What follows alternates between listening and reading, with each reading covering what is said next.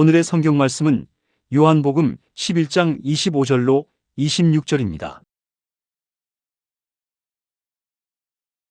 예수께서 가라사대 나는 부활이요 생명이니 나를 믿는 자는 죽어도 살겠고 무릇 살아서 나를 믿는 자는 영원히 죽지 아니하리니 이것을 내가 믿느냐? 아멘. 오늘 저는 여러분과 함께 나는 부활이요 생명이니 이와 같은 예수 그리스도의 말씀을 통해서 은혜를 받고자 합니다. 기독교 신앙이란 이론이 아니라 여러분의 생활 속에서의 체험인 것입니다. 예수님을 믿음으로 말미암아 자기 속에 다가온 그 부인할래야 부인할 수 없는 신앙의 체험, 이것이 우리 기독교 신앙의 위대한 힘이요 증거의 원천이 되는 것입니다. 예수 그리스도의 부활 사건도 마찬가지인 것입니다. 성경에는 예수께서 십자가에서 돌아가시고 무덤에 장사한 지 사흘 만에 부활하셨다고 말씀하고 있는 것입니다. 이것을 우리가 과학적으로, 역사적으로, 논리적으로 얼마든지 확실하게 증거할 수 있는 사실입니다. 그러나 그 무엇보다도 확실한 증거는 이 부활하신 예수께서 여러분과 나의 속에 들어와서 우리에게 위대한 부활의 체험을 주시고 계신다는 이 사실이 세상 누가 무엇라고 부정해도 그것에 굴복할 수 없는 확실한 증거가 되는 것입니다. 그리스도의 신앙이라는 것은 살아계신 예수와 나와의 관계 속에서라는 이 위대한 체험, 이 체험이 실험되어서 우리 속에 열매 맺기 전에는 확실히 우리가 신앙 속에 섰다고 말할 수가 없습니다. 오늘 이 시간 사망을 철폐하고 무덤을 박차고 부활하신 예수께서 진실로 부활의 주로서 우리 가운데 살아있다는 그 증거는 여러분과 나의 속에 부활의 영 성령으로 말미암아 다가온 그 흔들릴 수 없는 체험에 기초하게 되는 것입니다. 우리는 예수 그리스도를 부활의 주로서 모심으로 우리의 생활 속에 어떠한 체험이 다가왔나요? 첫째로 우리의 영혼 속에 예수님을 영접함으로 말미암아 우리의 영혼이 부활함으로 말미암아 우리는 그리스도의 부활을 부인할래야 부인할 수 없고 안 믿을 수가 없는 것입니다.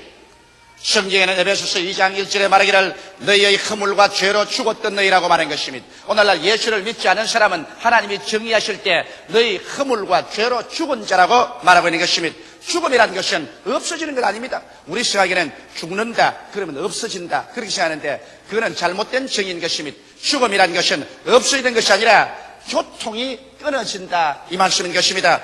여러분 샘물이 활활 흘러내릴 때는 그 물이 살아있는 물입니다. 생수입니다. 그러나 만일 샘물이 끊어져서 옹달아 뭉쳐지면 그것은 썩은 물이 되고 죽은 물이 되고 마는 것입니다. 어떠한 가정도 부부 간에 교통이 끊어집니다. 서로 논쟁하고 아내와 남편 간에 그만 교통이 끊어져 버리고 말면은 그 부부 간의 결혼 생활은 죽은 결혼이요 그 가정은 죽어버리고 마는 것입니다. 여러분 사람이 살았다 할 때는 서로 말하고 대화를 통해서 교통이 이루어집니다만 사람이 죽었다는 것은 죽고 나면 불러도 대답하지 아니하고 울어도 사랑해도 반응이 없습니다. 그러므로 교통이 끊어질 때 죽었다고 말하는 것입니다. 성경에는 하나님께서 에덴 동산에 아담과 하와를 두시고 보기에도 아름답고 먹기에도 좋은 실과를 나게 하시고 동산 중앙에 선악을 하는 실과 하나님의 주권을 상징하는 실과를 주께서 만드시고 아담에게 명령하시기를 동산의 모든 실과는 다 먹되 선악을 하는 실과는 먹지 마라. 먹는 날에는 반드시 죽으리라고 말씀하셨습니다. 그런데 사탄의 꾀임을 받아서 육신의 정욕 때문에 하와와 함께 아담은 하나님의 뜻을 반역하고 하나님의 권위를 짓밟고 그 선악을 하는 실과를 따먹었습니다. 그렇다고 해서 아담과 하와가 그 자리에서 육체적으로 당장 죽었나요? 죽지 않았습니다. 따먹고 난 다음에도 아담과 하와는 그 900여 년을 살았습니다. 그러면 성경에 선악을 하는 실과를 먹는 날에는 반드시 죽으리라고 했는데 왜 안 죽었나요? 아담과 하와는 죽었습니다. 언제 죽었나요? 하나님의 형상과 모양대로 지음받은 것이 인간입니다. 인간은 이 육체라는 하나의 흙집을 덮어쓰고 사는 영원한 존재인 것입니다. 그러므로 속사람이 참 사람이고 그 사람은 육체의 집에 불과한 것입니다. 그런데 이 장막집을 거처로 삼고 사는 그 속사람이 하나님을 반역하자마자 죽어버렸습니다. 다시 말하면 하나님과의 교제가 끊어지고 말한 것입니다. 이제는 하나님께서 아담에게 말할 수 없게 되었고 아담도 하나님께 말할 수 없게 된 것은 죄악으로 말미암아 하나님과 사람 사이가 분리되어 버리고 말한 것입니다. 그 결과로서 분리된 확실한 증거로 하나님과 교제하던 에덴 성전에서 아담과 하와가 쫓겨나셔 그래서 그런 하나님 교제함이 없이 인간의 이성을 의지하고 육체의 노동으로서 살 수밖에 없었습니다. 그때부터 시작해서 오늘날까지 사람들은 죄 때문에 하나님과의 교제가 끊어져 버리고 말한 것입니다. 여러분, 결과로 천국으로 열린 창문인 영이 죽음으로 말미암아서 하늘로 향한 창문이 닫힌 결과로 이제 하나님과의 교제는 완전히 상실되어 버리고 말한 것입니다. 하나님께서 말씀을 하셔도 우리에게 교통되지 아니하고 우리가 부르짖어도 하나님께 상달되지 아니하는 것은 이제는 영적으로 죽어버렸기 때문인 것입니다. 이러므로 오늘 세상이 무신론자가 되고 하나님이 어디 있느냐, 하나님을 믿지 말고 내 주먹을 믿으라, 이렇게 하는 이유가 있습니다. 왜? 그들은 아무리 세상에 유식하고 학문이 많고 박사가 되더라도 그 인간의 지식으로 말미암아서는 하나님을 알 수도 없고 깨달을 수도 없는 것은 하나님을 알 수 있는 영적인 세계의 교제가 끊어져 버리기 때문인 것입니다. 눈이 없는 사람은 빛에 대한 인식을 할 수가 없습니다. 고막이 없는 사람은 음악의 선율에 대한 인식을 할 수가 없는 것입니다. 이 냄새 맡는 감각을 잃어버린 사람은 아무런 향기가 있어도 향기를 맡을 수가 없습니다. 이와 같이 영이 죽어버린 사람, 영적으로 하나님과의 교제가 끊어진 사람은 하나님이 우주에 계셔서 천지 만물을 지으시고 일반적인 자연 만물을 통해서 하나님이 자신을 계시하고 계셔도 이것을 깨달아 알 도리가 없는 것입니다. 철저히 죄와 허물로 말미암아 죽어버린 것입니다. 이렇기 때문에 이 세상에 하나님을 모르는 사람에게 아무리 하나님이 살아계시다고 증거한다고 하더라도 이것은 눈이 없는 사람에게 즉 주황, 황, 청, 남, 자이 이 무지개의 색깔을 설명하는 것과 다름이 없습니다. 아무리 설명해도 거기에 대한 개념을 가질 수 없는 것처럼 여러분, 영이 죽은 사람에게 아무리 하나님에 대해서 이야기해도 하나님에 대한 개념을 가질 수 없습니다. 그러면 어떻게 할까요? 죄와 허물로 죽은 우리를 하나님께서는 살려놓을 수 있는 길을 발견하셨습니다. 이것이 바로 예수님께서 오셔서 십자가에 못 박여 피를 흘리고 죽으심으로 말미암아 인류의 죄악을 청산함으로 하나님과 사람 사이에 막힌 담을 허시고 그 보혈을 통하여 하나님께서 성령을 보내셔서 우리를 죄악의 잠에서 깨뜨리는 것입니다. 긍휼의 풍성한 하나님이 우리를 사랑하신 그 큰 사랑을 인하여 허물로 죽은 우리를 그리스도와 함께 살리셨다고 말씀하신 것입니다. 그러므로 오늘날에 와서 우리가 예수 그리스도를 성령의 감동으로 말미암아 내 구주로 믿게 되자마자 나의 죽은 영혼 속에 부활의 역사가 일어나기 시작하는 것입니다. 그리스도의 부활의 생명이 내 영혼 속에 들어오자마자 영의 눈이 열리고 영의 귀가 열리고 영의 입이 열리고 영의 활동력이 시작하는 것입니다. 그래서 하나님이 계신 것을 알게 되고 그 아들 예수께서 내 구주가 되신 것을 알게 되는 것입니다. 그리고 영의 귀가 열려서 하나님 말씀을 들을 때 말씀이 내 마음속에 와서 깨달아지고 꿀보다 더 달고 송이꿀보다 더 달아서 성경 말씀을 통하여 하나님의 지식을 얻고 하나님의 지혜를 얻으며 하나님의 판단력을 얻으며 하나님의 성령께서 우리에게 임하시면 우리가 입을 열어서 하나님을 향하여 아바 아버지라 부르게 되고 예수 그리스도를 구주로 시인하게 되며 우리의 생활 속에 이제는 영적 활동이 일어나서 우리가 나아가서 여호와를 찬미하고 사람들에게 전도하고 주의 사업을 하게 되고 이래서 우리 예수 믿는 사람에게 하나의 새로운 세계가 다가오게 된 것입니다. 예수 믿기 전에는 육신의 물질적인 세계밖에 없었는데 예수를 믿자 말자 영의 새로운 세계가 다가와서 그래서 영원한 하나님이 계신 세계가 나의 속에 체험적으로 들어옴으로 말미암아 우리는 두 세계 속에 동시에 살게 된 것입니다. 물질적인 세계에 살 뿐 아니라 우리는 영적인 신령한 세계 속에 들어와서 살게 됩니다. 이러기 때문에 우리는 이제는 하나님을 사랑하고 예수님을 사랑하며 성령께 의지하고 성경 말씀을 통해서 하나님의 지식과 지혜와 판단력을 얻어서 하나님의 말씀으로 우리가 살게 되고 우리의 생활이 주님 중심으로 하늘나라를 향해서 살게 되는 위대한 삶의 부활이 우리에게 다가오게 되는 것입니다. 이것이 부활인 것입니다. 이것이 위대한 여러분 체험인 것입니다. 이것은 예수께서 죽었다가 부활했기 때문에 이러한 역사가 예수를 믿을 때 우리에게 일어나는 것입니다. 둘째로 예수님을 우리가 구주로 모실 때 우리의 속에 양심의 부활이 다가오기 시작하는 것입니다. 사람이 짐승과 다른 것은 도덕적인 형상 때문인 것입니다. 여러분, 짐승들도 어느 정도의 지성을 가지고 있습니다. 또 지식도 있고 체험도 가지고 있습니다. 그러나 짐승이 사람보다 확실히 못한 것은 짐승 속에는 양심이 없습니다. 그러나 사람은 도덕적인 양심을 가지고 있습니다. 하늘에는 별, 지상에는 꽃, 사람의 마음에는 양심이라고 말하는 것입니다. 이와 같은 양심이 있기 때문에 우리들은 이 세상에서 윤리도 지켜지고 도덕도 지켜지고 국가의 법도 지켜지는 것입니다. 그러나 인간이 타락하자마자 인간의 양심이 완전히 부패해져 버리고 말한 것입니다. 성경에는 보면 인간이 타락한 이후로 양심의 변화에 대해서 밝히 말하고 있습니다. 인간의 양심이 약한 양심이 되어버리고 말했다는 것입니다. 하나님과의 교제가 끊어지고 성령의 임재 없이 쓰자 양심이 약해져 버리고 말한 것입니다. 그래서 양심의 소리가 힘이 없습니다. 육신의 정욕과 안목의 정욕과 이 세상의 자랑은 우는 사자와 같이 우리를 휘어잡고 죄악 가운데로 이끌어가는데 이것을 말릴 수 있는 양심의 소리는 약한 양심이 되어서 미세한 소리밖에 외치지 못합니다. 거기에다가 성경은 고린도전서 8장 7절에 보면 더러운 양심이 있습니다. 양심이 그만 죄악과 타협에 대해서 더러워져서 그래서 더러움에 익숙해졌습니다. 이제는 음란하고 방탕하고 추악한 곳에 들어가서 몸을 뒹굴고 살아도 양심에 거리낌이 없습니다. 더러운 양심이 되어버린 것입니다. 그 다음에는 성경 말씀 가운데 보면 역시 악한 양심이 있습니다. 악행을 심판치 못하는 양심입니다. 히브리서 10장 22절에 보면 양심이 악하게 되어서 이제는 아무리 악한 일을 해도 내 마음에서 양심이 일어나서 이거는 악하다, 이거는 못한다, 이러한 심판을 할 수 있는 힘을 잃어버리고 말한 것입니다. 거기에다가 더 나아가서 화인 맞은 양심이 있습니다. 디모데전서 4장 2절에 보면 완전히 감각이 마비되어서 이제는 양심이 있는 둥 없는 둥 하는 것입니다. 오늘날 세상에 사는 사람들은 모두 다 약한 양심, 더러운 양심, 악한 양심, 화인 맞은 양심 속에서 양심의 기능이 마비된 상황 속에서 살고 있는 것입니다. 이러기 때문에 이 세상에 이렇게도 전쟁과 전쟁 소문이 요란하고 음란하고 방탄하고 살인하고 시기하고 분노하고 질투하고 서로 조급하며 팔고 사며 이 세상이 살기가 고통스럽게 된 거, 윤리와 도덕이 땅에 떨어지고 말고 부패와 썩어짐이 홍수같이 몰아치는 것은 이것을 조정할 수 있는 인간의 양심의 기능이 마비되어 버리고 말하기 때문인 것입니다. 약한 양심, 더러운 양심, 악한 양심, 화인 맞은 양심을 가지고서 이 세상에 윤리와 도덕이 실천될 수 없습니다.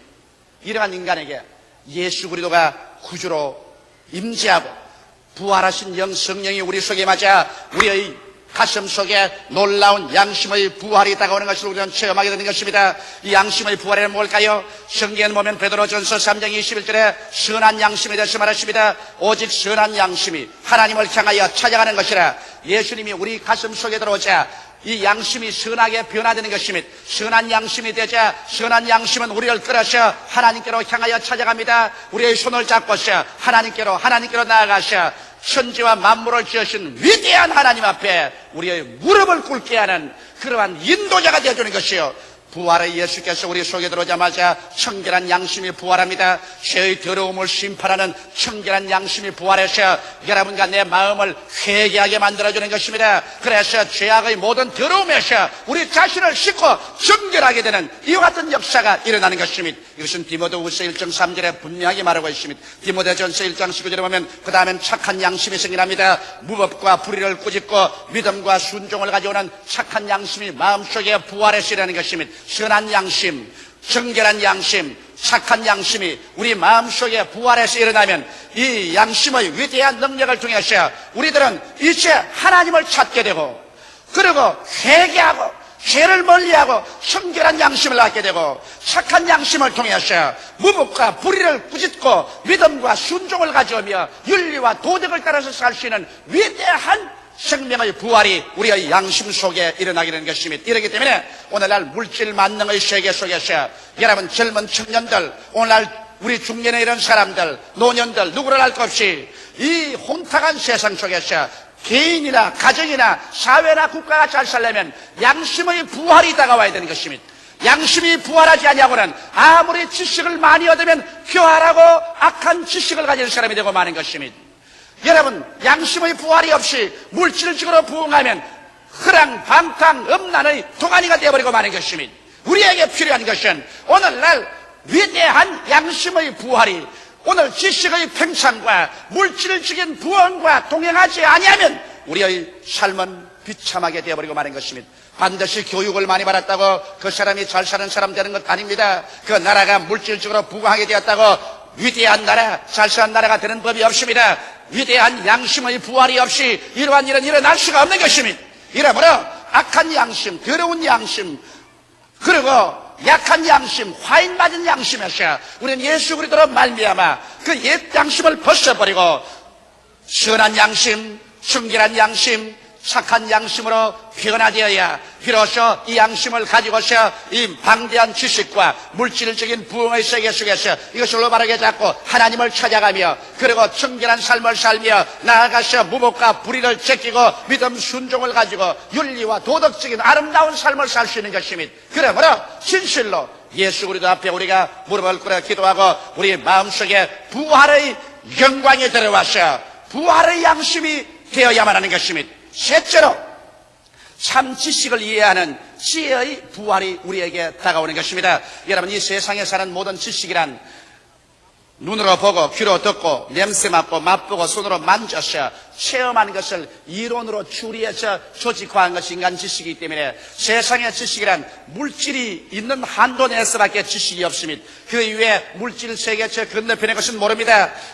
여러분, 성경 로마서 1장 22절 23절에 스스로 지혜 있다나 우준하게 되어 썩어지지 아니하는 하나님의 영광을 썩어질 사람과 금수와 버러지 형상의 우상으로 바꾸었다고 말하는 것입니다. 세상의 종교들이 이와 같이 살아계신 하나님의 영광을 못 보기 때문에 인간의 지식으로 말미암아 우상을 만들어서 우상을 섬기는 이 어리석음 속에 빠지는 것입니다.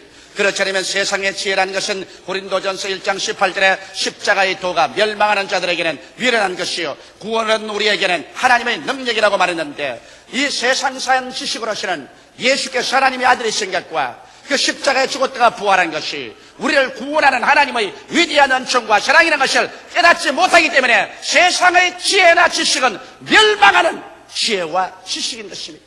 이 세상에 선생이 어디 있으며 변사가 어디 있으며 지혜 있는 자가 어디 있냐고 바울은 탄식했습니다. 사람의 지식으로서 사람의 지혜로서 하나님을 알지 못하므로 하나님은 지식을 인간적인 것으로 멸하시고 전도의 어리석은 것으로 사람들을 구원하시기를 기뻐하신다고 말씀한 것입니다. 그러므로 오늘날 참 지식의 부활은 예수께서 우리의 구주된 것을 믿고서 부활한 예수를 우리의 가슴 속에 모시들 때 예수님으로 말미암아 이제는 계시적인 지식으로 우리에게 다가오는 것입니다.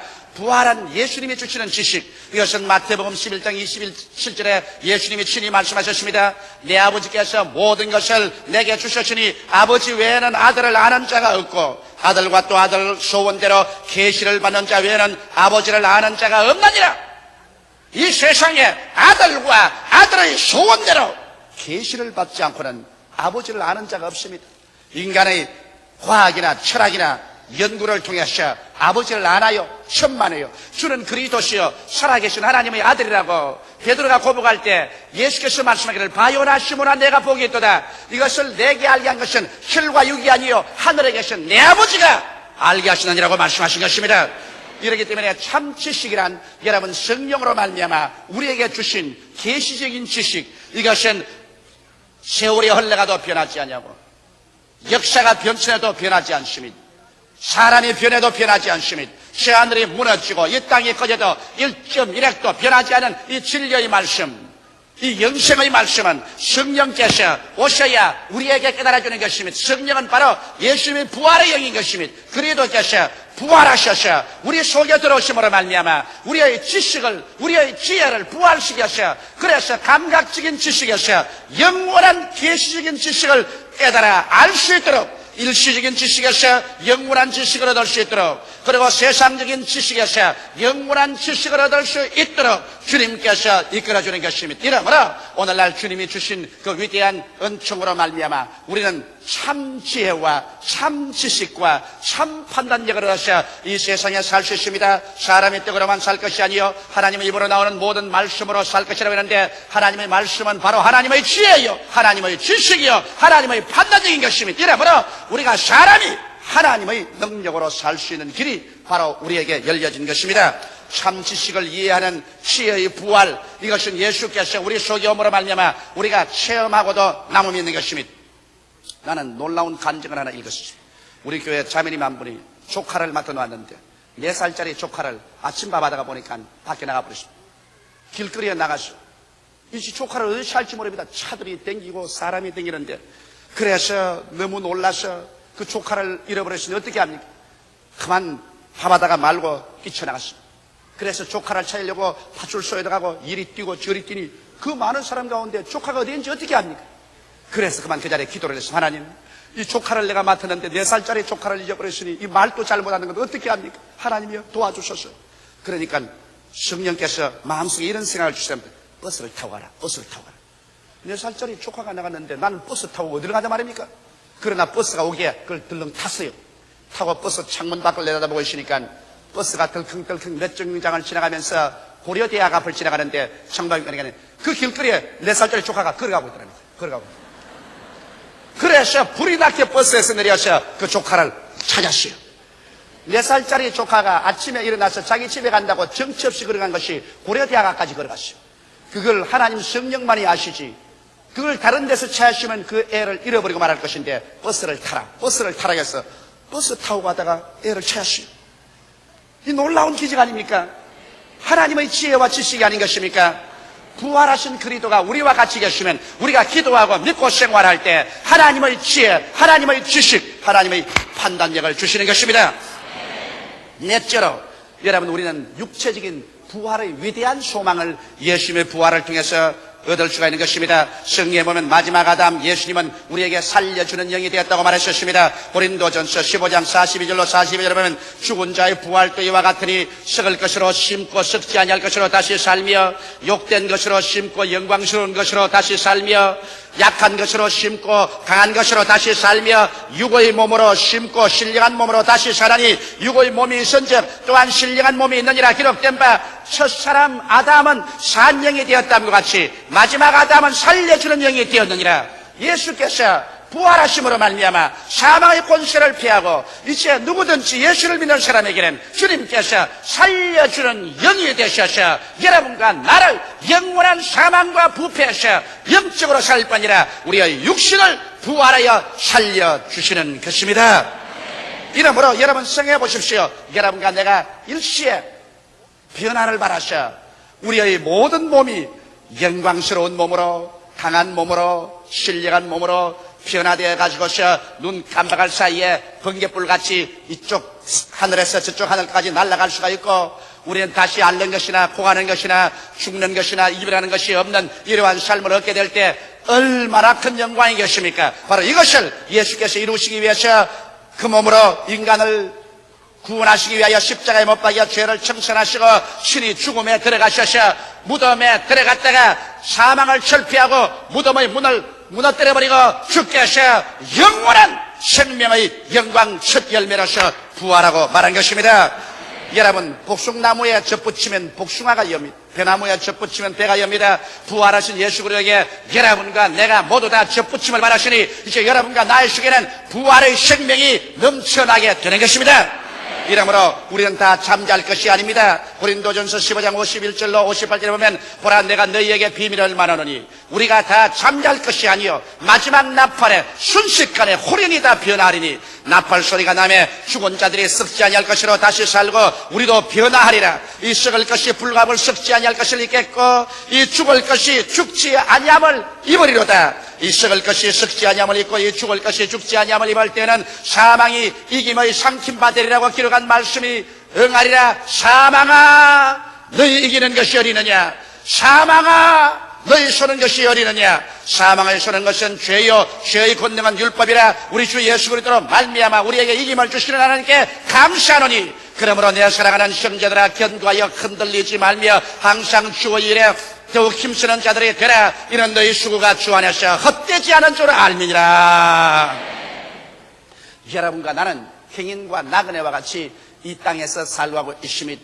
여러분과 나는 장막집입니다. 장막집은 바람 불고 비 오면 무너져버리고 마는 것입니다. 그러나 성경은 우리에게 밝히 말씀하기를 땅에 있는 장막집이 무너지면 손으로 짓지 아니하는 영원한 집이 우리에게 있는 것을 안다고 바울은 담대히 말하셨습니다. 예수님께서는 또 우리에게 말씀하기를 너희는 마음에 근심하지 말라. 하나님을 믿으니 또 나를 믿어라. 내 아버지 집에 있을 곳이 많도다. 그렇지 않으면 너희에게 일러시리라. 내가 너희를 위하여 처소를 예비하러 가노니 가서 처소를 예비하면 다시 와서 나 있는 곳에 너희도 함께 있게 하려고 말씀하신 것입니다.